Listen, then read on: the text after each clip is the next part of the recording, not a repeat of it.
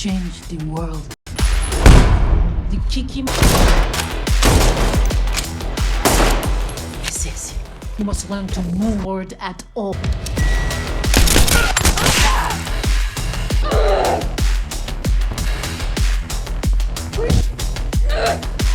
Believe that strength has anything.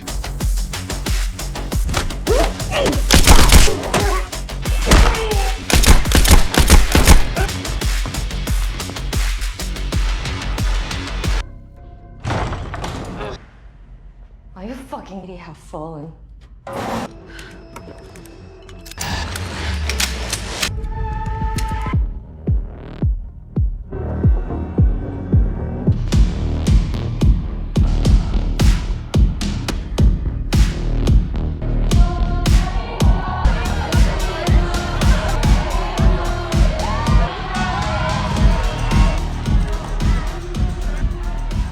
I have the principle.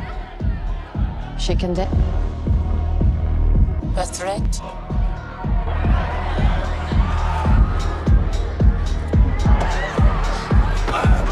You should get out of the waste. The world is a stage for Rooney, a young woman whose family was brutally murdered, leaving her consumed by a singular desire for revenge. Rescued and trained within the clandestine world of assassins and ballet dancers by the enigmatic director, she hones deadly skills, transforming her grief into precision. Now, as a formidable ballerina assassin, she embarks on a relentless hunt for those responsible, navigating the treacherous underbelly of the high table's influence to deliver her own deadly brand of justice.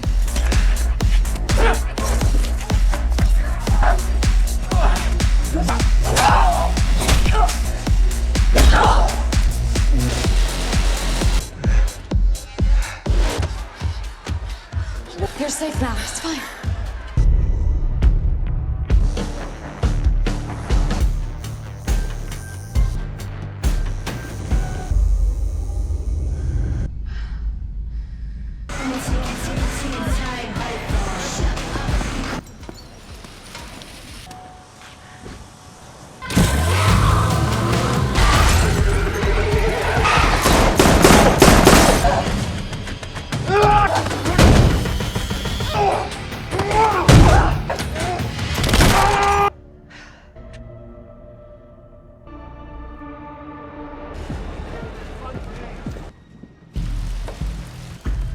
A woman.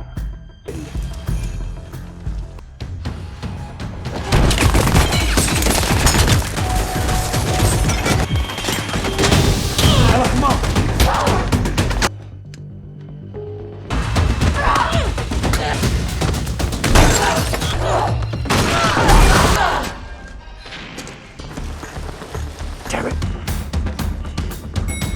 Wait, get behind me.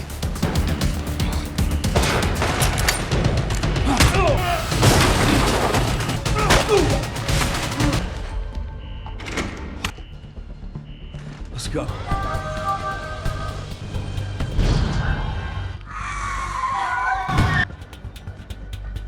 It's okay.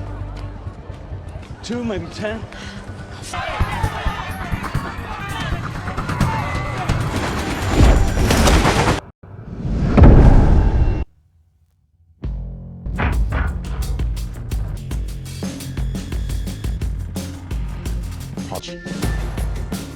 Like 1 to 6 optic on top. TTI custom Benelli will take a bear's head off. Easy.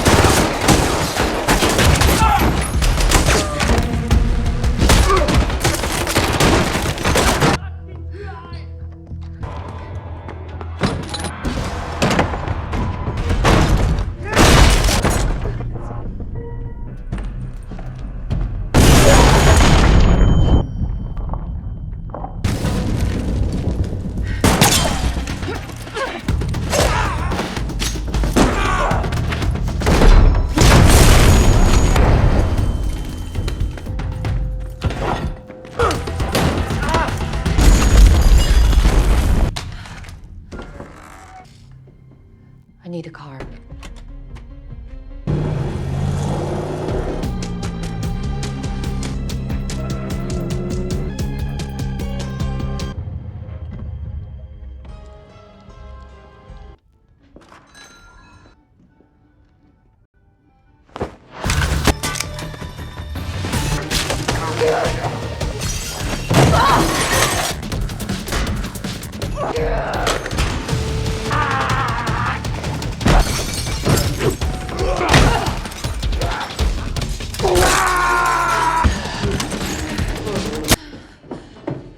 Gonna hurt you.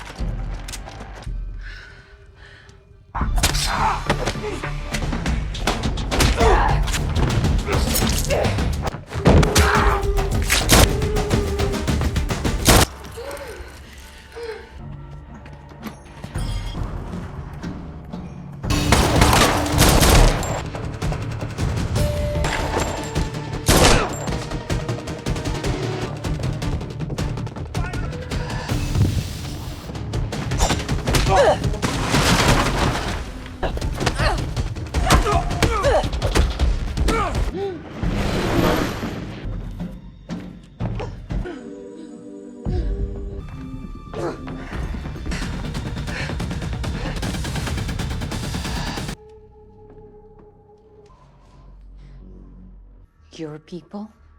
Had to pay the price.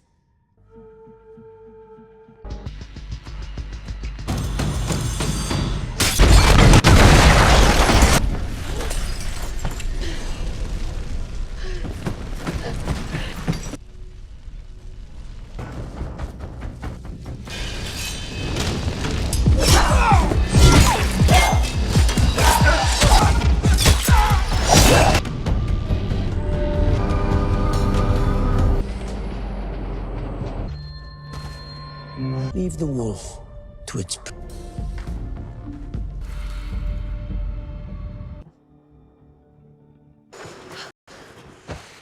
Do this.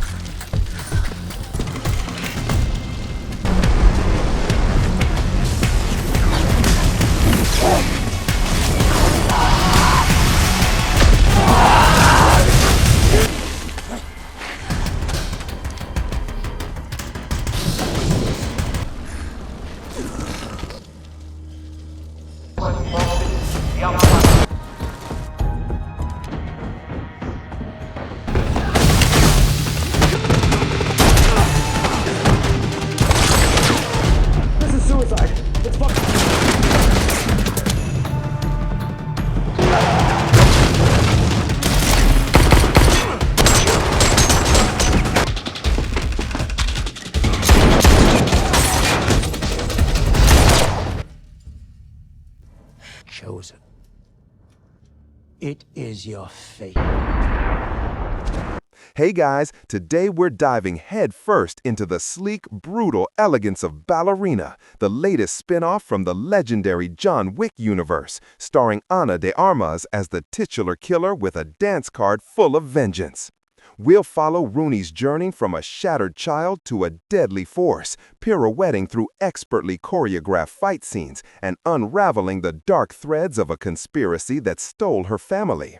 It's an adrenaline-fueled ride that perfectly blends the grace of ballet with the visceral impact of a perfectly executed headshot, and trust me, you won't want to miss a beat. If you had a good time with this, a like and a subscribe is a free way to help me keep making more. The story begins not with a bang, but with a whisper, the rustle of leaves underfoot in a serene suburban street, shattered by the eruption of gunfire. Young Rooney, barely a teenager, is hidden, pressed against the cold brick of her house, her small body trembling as the sounds of struggle, and then, sickeningly, silence pierce the night. The smell of gun smoke, metallic and acrid, claws at her throat, stinging her eyes long before she dares to peek. What she sees is a nightmare seared into her very soul, her entire family gone, victims of a meticulously executed hit. The chilling calm of the assassins as they methodically wipe down their weapons, their eyes scanning the scene with detached professionalism, is a memory that will forever haunt her. It's a moment of pure, unadulterated trauma, the kind that leaves an unfillable void and, in Rooney's case, ignites an unquenchable fire for retribution. Days bleed into weeks, then months of a hollow existence until she's found, not by conventional authorities, but by a figure known only as the director. The director, a stern woman with eyes that betray a lifetime of hardened wisdom and a subtle, knowing smirk, runs an orphanage that is, in fact, a front for a ballet academy and a training ground for elite assassins. It's a strange duality where the discipline of the bar is intertwined with the deadliness of a blade. Rooney, a shell of her former self, is brought into this strange, unforgiving world. She's given a new identity, a new purpose, though the original one burns deep within her. Her early days are characterized by a quiet defiance, a deep-seated anger that simmers beneath the surface. She doesn't speak much, doesn't smile. Her eyes, however, speak volumes, reflecting a pain so profound it's almost tangible. The other children, or rather apprentices, sense it. They see the intensity in her movements, even in the most basic pliés. The training regimen is brutal, a grueling dance of pain and precision. Mornings begin before dawn, with stretching that pulls every muscle to its limit, followed by hours of ballet, pirouettes and grand jetés performed with aching grace. The director insists that true power lies in control, in the mastery of one's own body, in making the impossible look effortless. Rooney, with her innate agility and burgeoning strength, excels. But it's the evenings that truly transform her. After the classical music fades, the practice rooms become combat arenas.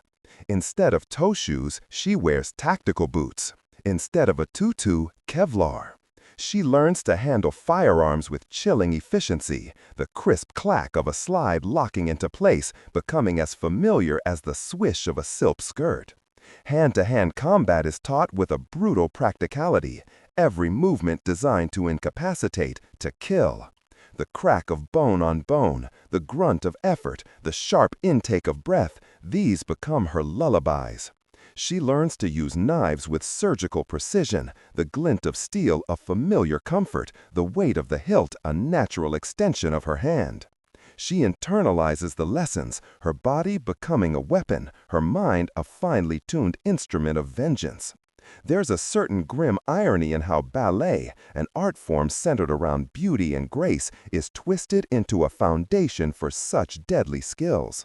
One might even say it's like learning to knit a cozy sweater, only to find out you're using razor wire. Years pass. Rooney, now a woman, is a ghost.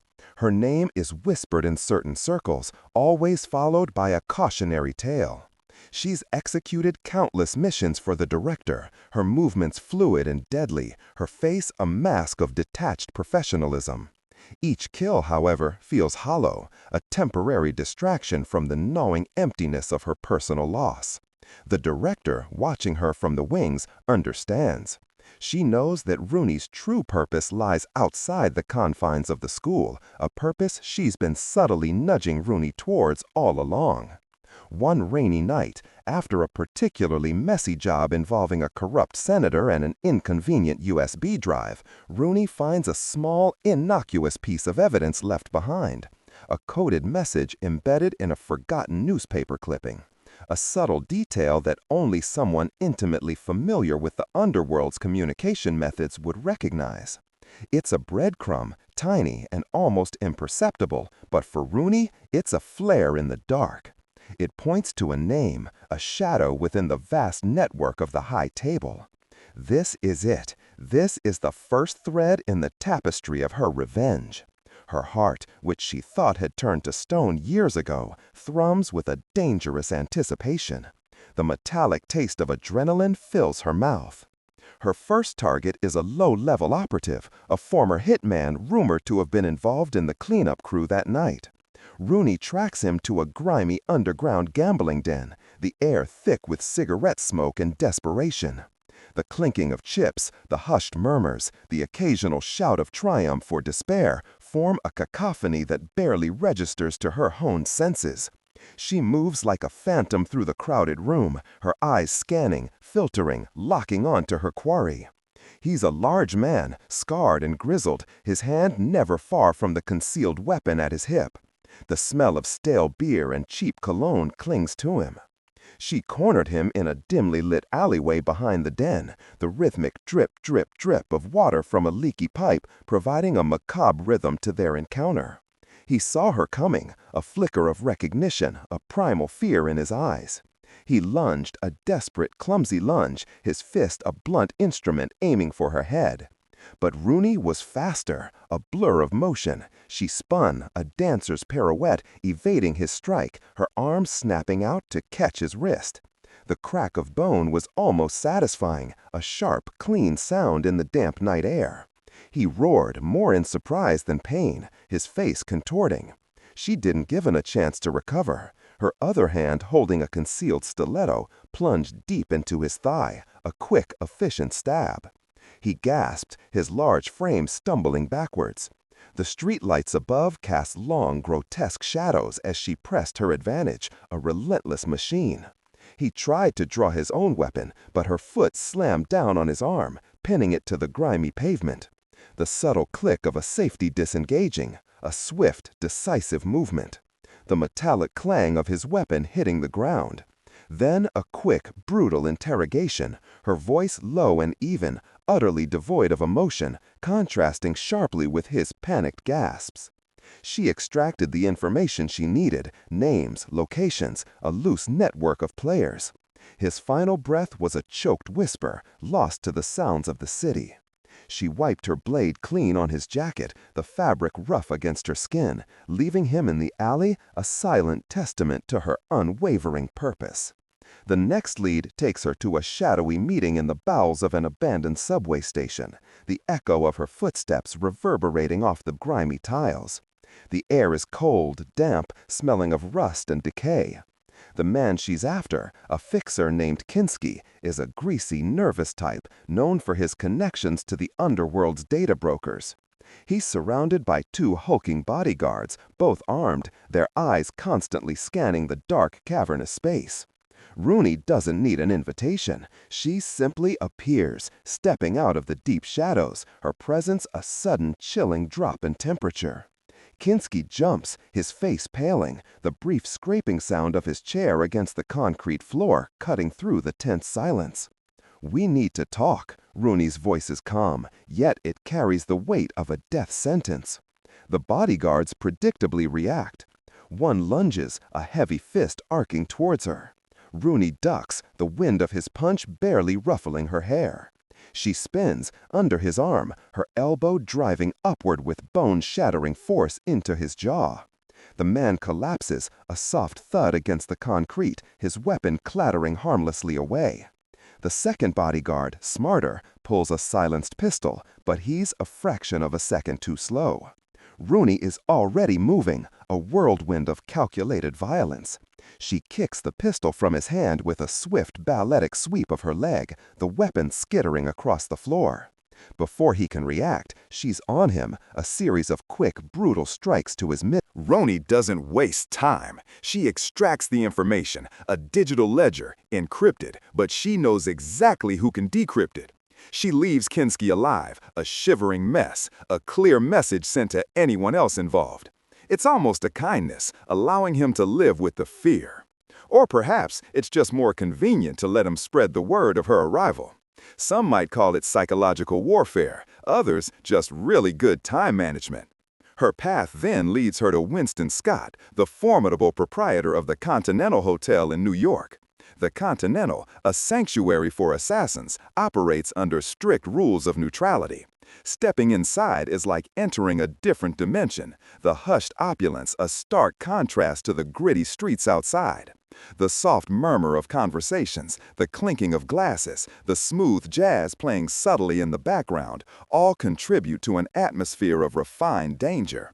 Chiron, the ever-impeccable concierge, greets her with a knowing nod, his usual calm demeanor betraying a hint of curiosity at her unannounced arrival.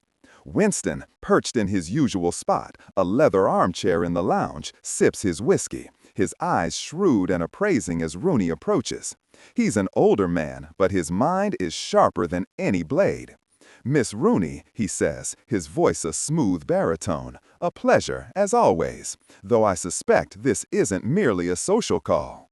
Rooney lays out her request, access to the Continental's extensive intelligence network, specifically for data pertaining to the high tables enforcers involved in a specific operation years ago. She doesn't need to specify. Winston already knows. He's always one step ahead. Revenge, he muses, swirling his drink. A potent motivator, but a dangerous path, child. The high table has long arms and even longer memories. He warns her, of course, about the implications, the rules she would be bending, the targets she would be making of herself. He even offers a fleeting moment of what almost sounds like advice, a rare commodity from Winston. But he also understands. He knows the fire in her eyes, for he has seen it many times before, in other individuals who walk through his doors. He provides the information, albeit with a heavy sigh and a warning to tread carefully. The network reveals a name that makes her blood run cold. Anton, a high-ranking lieutenant in the High Tables Enforcement Division, a ghost himself, but a ghost with connections to the original hit squad. Anton is a name whispered with fear, a shadow known for his ruthlessness and meticulous planning. He's not just a killer, he's an architect of destruction. This revelation stiffens her resolve, steeling her for the confrontation to come. Armed with Winston's intel, Rooney follows Anton's trail to a derelict shipyard on the outskirts of the city, the air thick with the smell of salt and rusting metal. The setting sun casts long, skeletal shadows of cranes across the broken concrete. This is where Anton conducts his illicit dealings, a place where fortunes are made and lives are extinguished with equal coldness. She finds him overseeing a shipment of illegal weapons, surrounded by a dozen of his most loyal enforcers.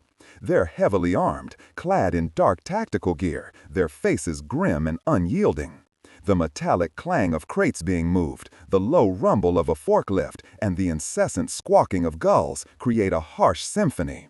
Rooney doesn't approach with stealth. She announces her presence with a single, perfectly aimed shot that takes out a floodlight, plunging a section of the shipyard into deeper shadow, punctuated by the pop of the bull bursting. The enforcers immediately spring into action, shouting orders, fanning out, their weapons raised. Anton, however, remains eerily calm, a predatory glint in his eyes. He recognized her instantly, and perhaps even expected her. "The ballerina," he says, his voice carrying an unnerving calm through the sudden chaos. "Took you long enough." The ensuing gunfight is a maelstrom of controlled chaos. Rooney moves with incredible fluidity, using the environment to her advantage. She ducks behind a stack of shipping containers as a barrage of automatic fire rips through the air, the pinging and ricocheting sounds deafening. She pops out, fires 3 precise shots, each finding its mark, dropping 3 enforcers before they even fully register her position. The thud of bodies hitting the ground is quickly swallowed by the ongoing gunfight. She slides across the slick, oily concrete, taking cover behind a forklift, the heavy machinery offering temporary respite. Her movements are a deadly dance, a brutal improvisation of her classical training. A man rushes her, a heavy machine gun spitting fire. Rooney drops her weapon, knowing she's out of ammo, and instead grabs a discarded crowbar. She parries his gun barrel with surprising strength, then swings the crowbar in a wide arc, catching him squarely in the chest. The crunch of ribs is audible even over the din. Another wave of enforcers close in, their numbers seemingly endless. Rooney knows she can't take them all in a straight fight.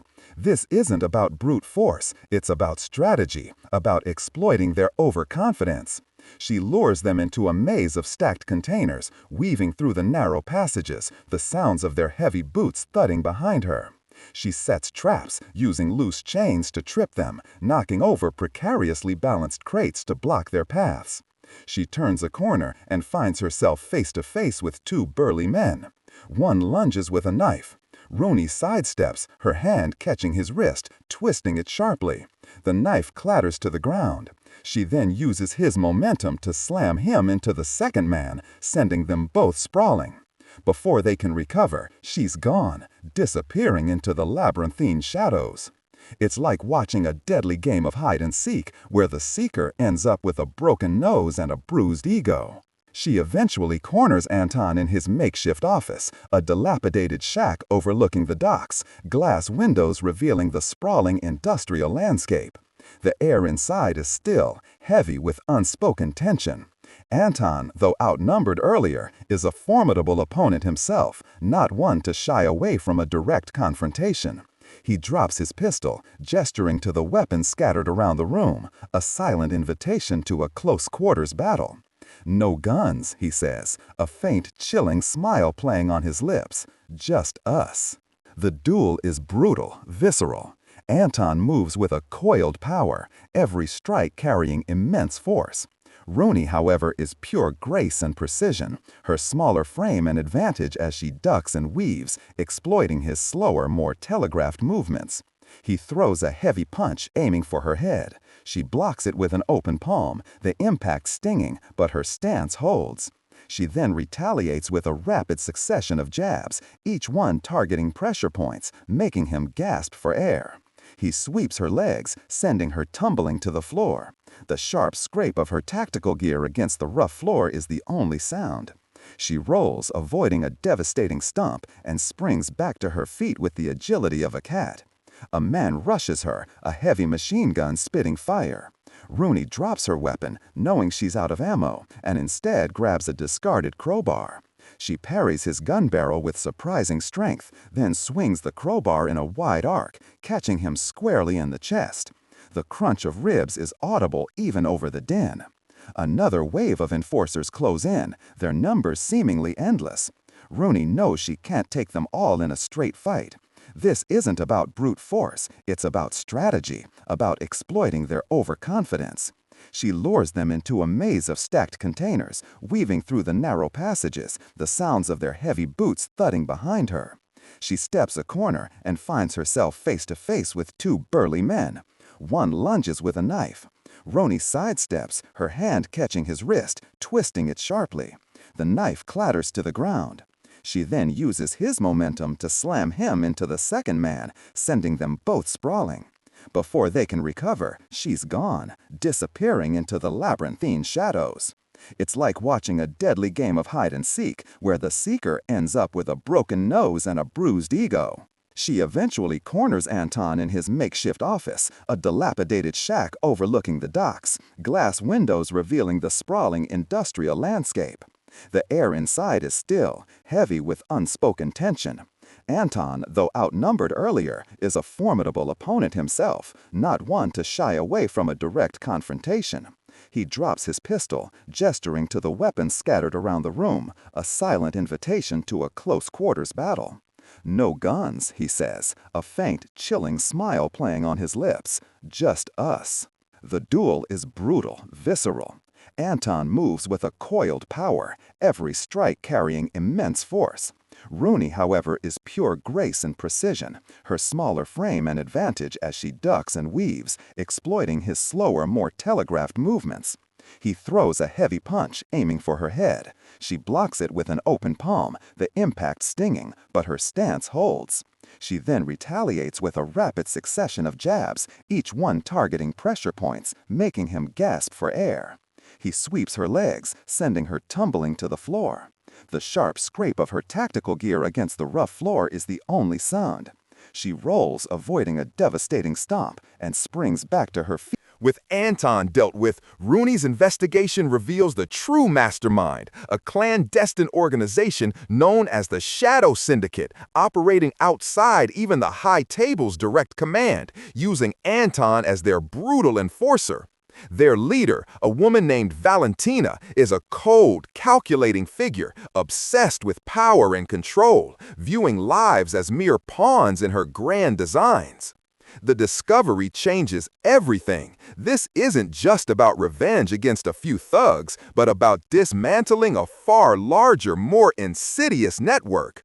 She understands now that her family's death wasn't personal, but a calculated move in a larger game, a detail that somehow makes it even more infuriating. The sheer indifference of it, the thought of her loved ones being collateral damage, grinds at her soul. Her relentless pursuit takes her across borders, from the opulent, neon-soaked streets of Tokyo, where she navigates the city's labyrinthine underworld, dodging katana-wielding Yakuza enforcers in a dazzling display of close-quarters combat. The sharp shing of steel on steel, the snap of a breaking bone, the fleeting glimpse of ornate tattoos. To the sun-drenched ancient alleyways of Marrakesh, where she engages in high-speed chases through bustling souks, the roar of engines mixing with the panicked shouts of vendors and the metallic screech of tires on cobblestones. Each encounter is a masterclass in controlled violence, each enemy a piece of the puzzle, leading her closer to Valentina. In Tokyo, she infiltrates a high-table gambling den disguised as a high-stakes geisha, her traditional attire hiding a deadly array of concealed weapons. The soft murmur of whispered bets, the clink of ceramic sake cups, the gentle strum of a koto, all create a deceptive calm. She moves through the hushed rooms, her eyes scanning, her mind cataloging every detail. Her target, a notoriously tight-lipped data broker named Hideo, is playing baccarat, his face impassive. Rooney approaches him, a polite bow, a deceptive smile. She slips a small, untraceable device onto his phone during a seemingly accidental brush. Hours later, the device decrypts Hideo's encrypted communications, revealing a safe house where Valentina's key lieutenants meet. Rooney executes a silent extraction, leaving no trace, just a subtle shift in the city's undercurrent. The Marrakesh segment is a blur of adrenaline. Following Hideo's intel, she tracks a senior syndicate member, Malik, to a bustling market. Malik, a stocky man with a permanent scowl, spots her. A chase erupts, a chaotic ballet through the narrow, crowded streets. Rooney navigates the sensory overload with practiced ease. The pungent smell of spices, the vibrant colors of textiles, the cacophony of bartering and animal cries. She leaps over stalls, slides under awnings, her movements fluid and acrobatic. Malik's men, a dozen strong, pursue her, firing automatic weapons. The whiz of bullets, the crack of pottery shattering, the panic screams of market-goers create a disorienting symphony of destruction. Rooney takes cover behind a spice stall, the air filling with the pungent aroma of cumin and coriander as bullets tear through sacks of product. She returns fire with deadly accuracy, dropping 2 men before disappearing into a maze of alleyways.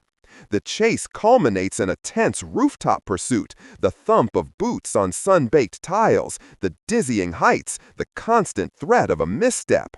She corners Malik on a precarious ledge overlooking the city. He pulls a knife, but Rooney disarms him with a swift, brutal flick of her wrist, sending the blade spiraling into the street below. She extracts critical information about Valentina's main compound before leaving him for the local authorities, a rare act of... The immediate aftermath is a blur of alarms blaring, lights flashing, and the sudden rush of syndicate enforcers converging on the control room. Rooney, however, has anticipated this. She slips away through a hidden escape route she discovered during her reconnaissance, melting back into the shadows and the swirling blizzard outside.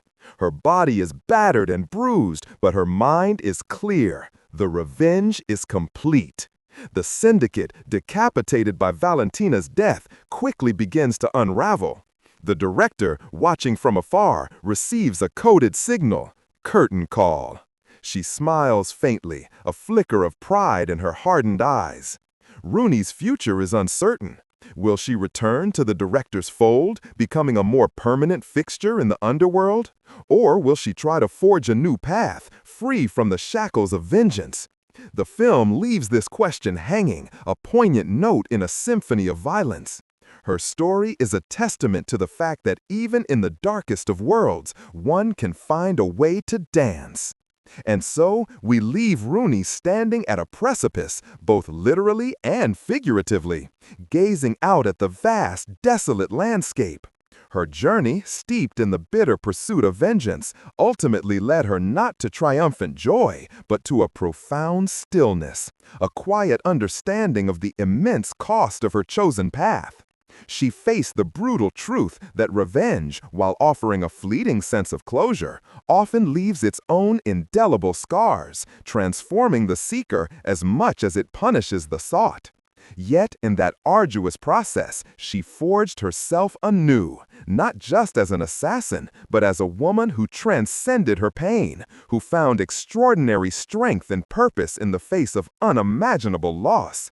Her story reminds us that even when pushed to our limits by grief and anger, the discipline we cultivate, the skills we master, and the choices we make in the face of our demons ultimately define who we become.